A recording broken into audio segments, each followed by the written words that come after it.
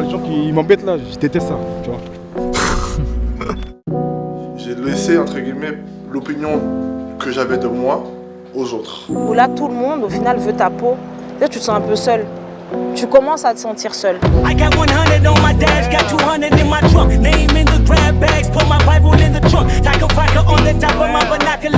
tout cas, pour les Antillais, c'est un petit pas quand même, tu vois. Comment ça va le faire, malgré tout ce qui s'est passé. I was doing it for free. Allez, ça finit, je pense que c'est la meilleure idée, ouais. Ça va passer, quoi. Le bon passe, le mauvais passe. Nous, on a eu le luxe, en plus d'arriver ici, tu vois, de pouvoir faire ça et de se dire oh, qu'est-ce que je vais bien devenir.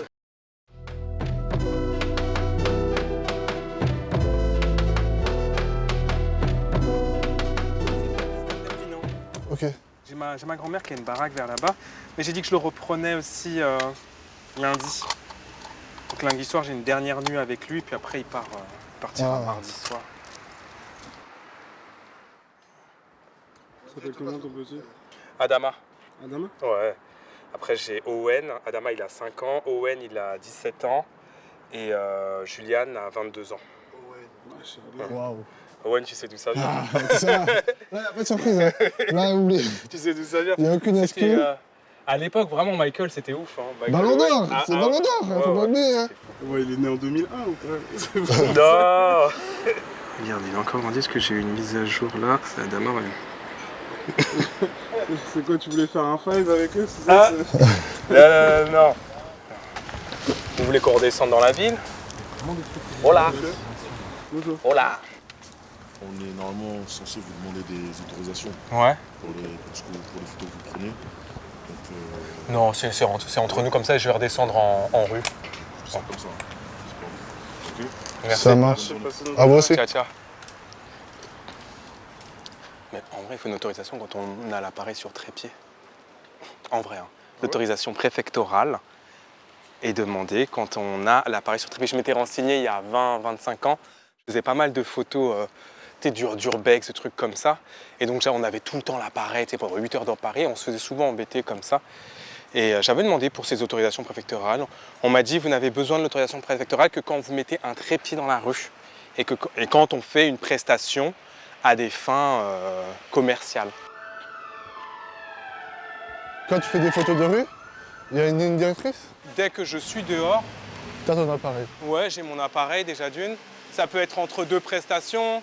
Ça peut être quand je vais aller voir ma daronne sur Vigneux, quand je vais voir un pote. Bah tiens, avant d'aller te voir pour travailler, bah, je croisais des gens, tu sais, je shootais.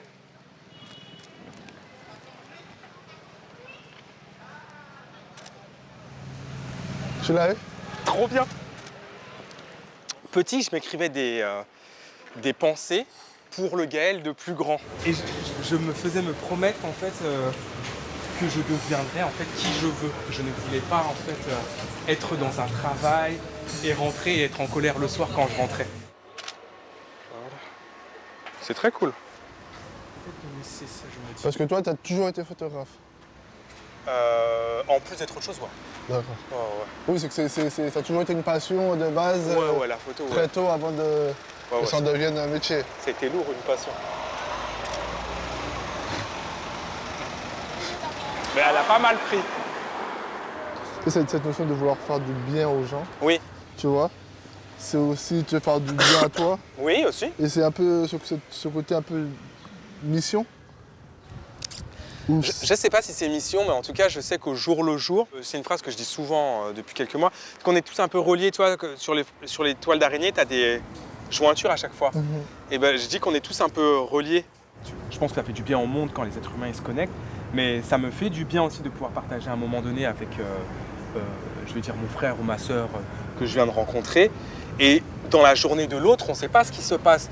Donc oui, cette interaction va être cool. Et si ça a été cool pour lui, il va me renvoyer naturellement quelque chose dans le mouvement qu'on ne verra pas forcément. Des fois, qu'il peut s'exprimer à travers un sourire ou juste un sourire, un mot ou un geste, tu vois. Et oui, juste ça, c'est cool. Je ne sais pas si ça, c'est une mission, mais je dis que j'appuie fort sur la pédale depuis que je sais que ça me fait beaucoup de bien, quoi, et surtout beaucoup de bien aux gens. Ça, tu vois, ça me met en joie. Ces scènes de parents, là, j'adore. Oh putain, je suis baigné. Le truc encore plus loin, Attends. c'est ce que tu dis, c'est que chacun vit un peu dans son prise. Et au final, la vérité, c'est que chacun cherche un groupe Ouais, dans une lequel, tribu. dans lequel se sentir bien Ouais. et dans lequel être représenté, tu vois. Et donc maintenant, venir mettre des définitions, c'est un peu chacun donne son S'identifier. équipe. Ah bah, Voilà. t'es comme ci, t'es Voilà. comme ça. Donc chat, t'es dans mon équipe, t'es dans ma team. Bah, tu vois, Tu vois. et ça fait un clivage, du Voilà. coup. Donc, du coup, ça veut dire que le mec que je sais pas moi, qui est pan et pro, je sais pas quoi, et ça, il viendra jamais parler à un autre mec qui est de l'autre. Enfin, et c'est débile, alors que peut-être que je pense que c'est nos différences, dans l'humanité, hein, c'est nos différences en fait qui nous enrichissent. Et l'alchimie, elle naît de là, en fait, de grosses différences de manière de penser. Et on transforme, vas-y, je sais pas moi, une poussière en une poussière d'or, tout simplement. Mais avant d'exister avec les autres, il faut exister déjà pour soi, déjà bien se comprendre, je trouve. Et ensuite, j'aimerais bien voir ces gens-là, en fait, une fois qu'ils sont bien avec eux-mêmes et qu'ils existent, s'ils vont toujours chercher, en fait, à se mettre dans une case. Pas besoin de penser par moi-même, j'ai pas besoin d'être par moi-même. À partir du moment où le groupe c'est très philosophique là où je suis. Ah oui, non, mais c'est cool. Moi, j'ai pas fait de philosophie, mais j'aime bien.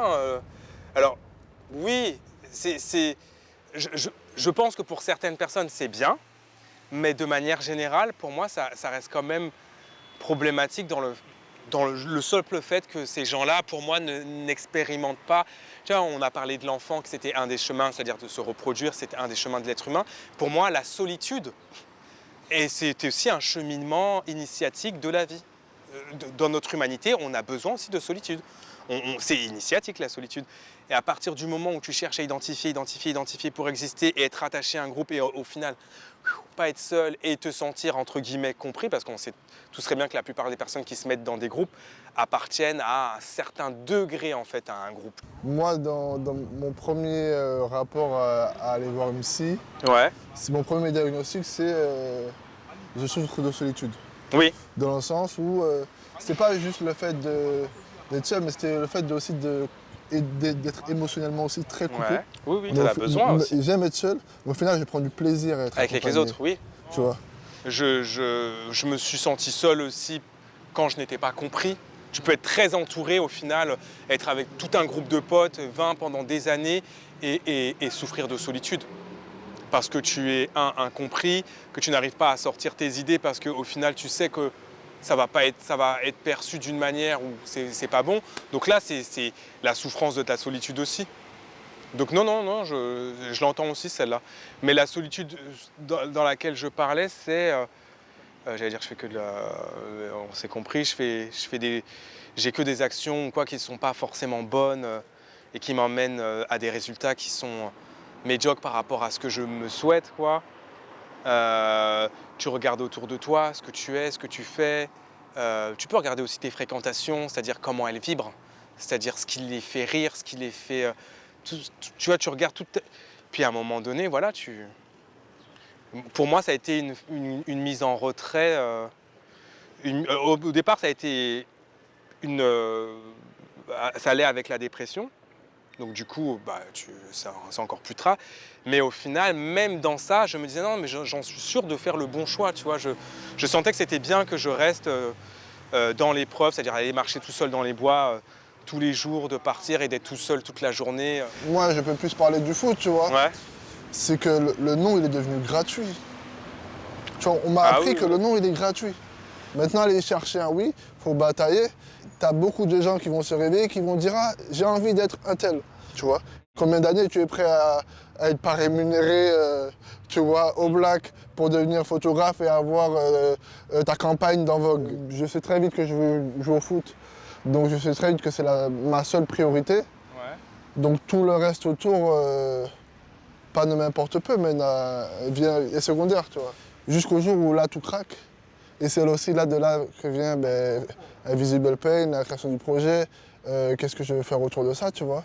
Et la capsule Feed the Kids vient d'une interaction avec Aïs où je lui dis tout simplement, je suis fatigué, j'ai plus trop envie de jouer, tu vois. J'ai plus trop envie de jouer au foot. Il me dit pourquoi? Et je vois dans ses yeux que, il me dit non papa, continue, moi j'adore te voir jouer, j'adore venir au stade. Et ça naît de ça, tu vois. Et ce côté où, cette insouciance d'un enfant qui dit à un adulte, prends du plaisir. Oui.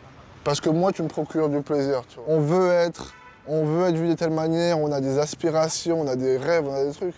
Mais le rêve du petit garçon, comme tu avais écrit dans un carnet, tu vois, quand tu avais 7 ans, c'est qui tu veux être. Je me l'expliquais pas comme ça depuis petit, mais maintenant je me l'autorise, je me dis mais vraiment la vie elle est pas, on n'est pas sur terre, tu vois, pour faire autre chose et pour être quelqu'un d'autre que ce que l'on est. Pareil pour la destinée quoi. Moi on peut pas. Alors après oui attention il y a un bémol à ce que je dis. Hein. Et des fois on est obligé par exemple de prendre son CV et d'aller au Franprix. Et tu vois il y a des vies comme ça où tu es obligé.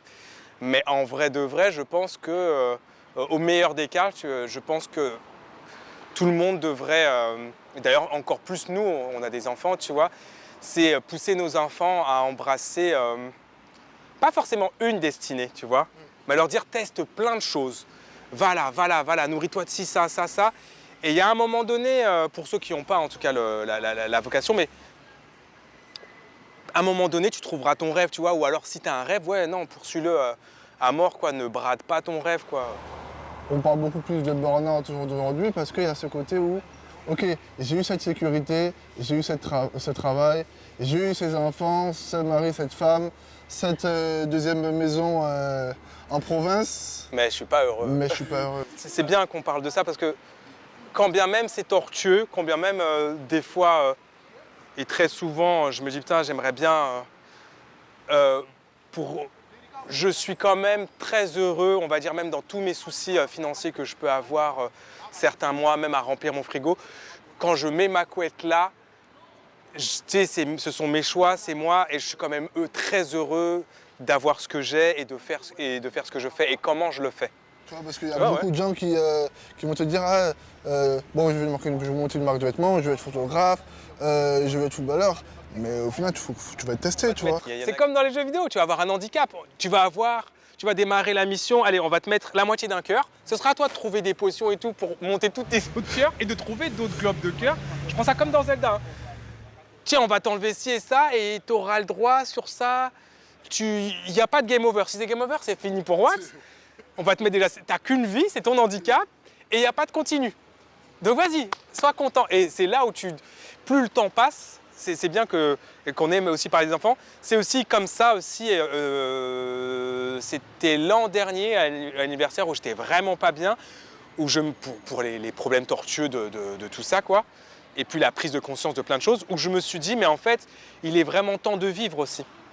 Il est vraiment temps de vivre parce qu'aujourd'hui, nous on a eu le luxe en plus d'arriver ici, tu vois, de pouvoir faire ça et de se dire qu'est-ce que je vais bien devenir. Mais tu as aussi ce côté, moi j'ai décidé de faire différemment. Ouais. Et je suis prêt à payer le prix de faire différemment. Le fait d'être conscient de pouvoir grandir à travers la photo et que ça puisse nourrir mes enfants, en fait, c'est comme une bénédiction. Et donc Feed the Kids, c'est un indo. C'est un indo. Pour moi, à partir du moment où j'ai nourri mes enfants, tu vois, tout va bien, mon toit est payé, mes enfants sont nourris, c'est vraiment l'essentiel. Alors bien sûr qu'il y a cette dimension aussi de l'enfant intérieur, mais sur cette partie de ma vie là, si je regarde ma vie comme ça, et vraiment plus au zoom, c'est vraiment tout pour eux. C'est ce que je dis aussi souvent, c'est vraiment tout pour eux. Et en sachant que moi, de toute façon, quand ça marche bien pour moi, ça marche bien pour eux. De toute façon, il n'y a pas de... Voilà quoi, quand moi ça marche en photo, eux ils mangent super bien et ils ont tout ce qu'ils veulent. Ouais, c'est ça que... C'est vraiment, je suis vraiment rattaché aux enfants. Tu sais, ça se rattache même pas à moi et à mon enfant intérieur. Hein. C'est vraiment tout pour eux quoi, vraiment. Magique.